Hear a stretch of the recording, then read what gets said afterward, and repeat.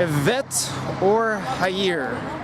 Yes or no? That is the question that is being posed to Turkish voters today. Today is April 16th, 2017, and welcome to Ankara and the living quarters of President Recep Tayyip Erdogan.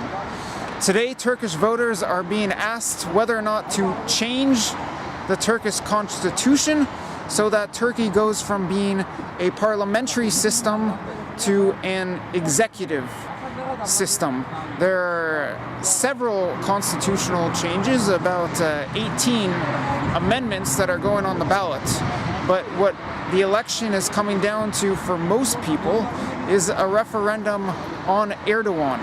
The no vote against the referendum is by and large a vote against Erdogan, while the yes vote is primarily an endorsement of Erdogan. If the referendum passes and the executive presidency is creative, some of the changes will be that the prime minister's post will be eliminated.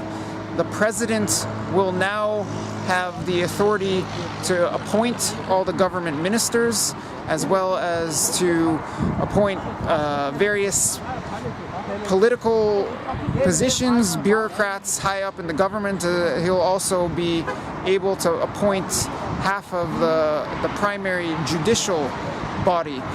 The no crowd is saying that this will give way too much power to one man, while the yes crowd is saying that Turkey has long had a history of instability, unstable coalition governments, problems dealing with the terrorism and the other major issues that confront Turkey as a society.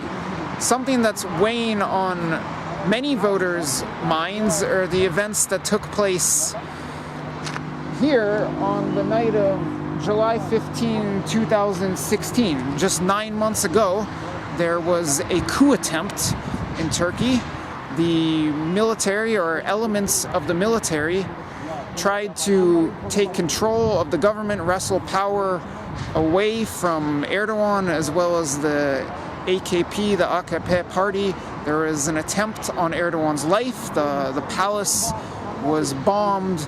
There were dozens and dozens of casualties. I believe more than 300 people were killed. And someone who actually witnessed all of this is holding the camera right now. And I'm now going to bring in Ahmet to ask you a little bit about how the events of July 15 weigh on your mind today.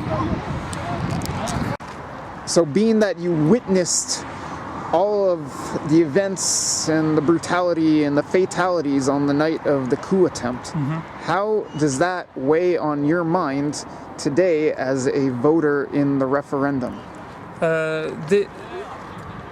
On 15 July, it was for the first time I have witnessed a coup myself. We heard about the stories from our mothers, fathers, grandfathers of past coups and all of the terrible things that happened at that time, but it was the first time I have seen what a coup can do to the people. Turkey always had a problem of military and bureaucratic tutelage, and civilian politicians were not able to control military, bureaucracy and other branches of government. I think this referendum will open a way for the democratically elected politicians to control all aspects of a state. Are you willing to tell us how you voted? Yes, I voted evet, yes. And it was, I think yes, there are some. I think there are some problems in the amendments, but I believe it is a lot better than currently what we have, because when it comes to the giving power to the unelected bureaucrats or elected politicians, I will always choose elected politicians, because you can always vote someone else, but you cannot vote away a military junta or bureaucratic tutelage. And do you believe that the system that exists now emboldened or gave the coup soldiers the ability or the possibility to carry out the coup attempt? I think with these changes, it will be a lot harder for military to think about another coup. I mean, they can. After that, politicians, democratically elected politicians, will have better control on all institutions of the state. The most powerful part of these amendments is that. Are you concerned about the amount of power that's being placed in one man's hands? Actually, I don't see it that way, because the executive branch still has the same power, but with a different organization. If you want to compare the president, you should compare it with the current prime minister, not with the president. Because in parliamentary systems, presidency is mostly a ceremonial role, but with the presidential system, he is the head of the executive branch. But what is better about these amendments is that the president have no power over legislation, unlike a parliamentary system's prime minister. Okay, if you wouldn't mind, can you please grab the camera, and I'm gonna wrap up a little bit to give some background on where we stand. As the dogs bark here outside the presidential palace, over the past 9 months, Turkey has been in a state of emergency. And since the coup attempt, there have been many arrests across Turkish society, not just soldiers, but academics, people in bureaucracies.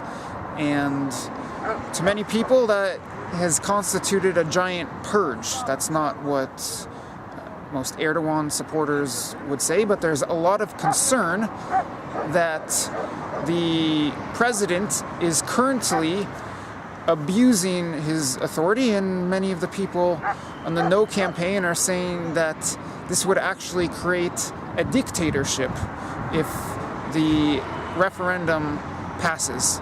Now, it's up in the air what the vote's going to be. Opinion polls have been very mixed.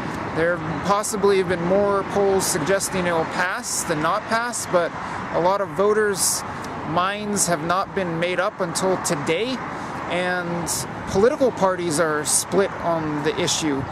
The Nationalist Party, the MHP, which helped the ruling AKP put it on the ballot, the MHP or MHP is split on this.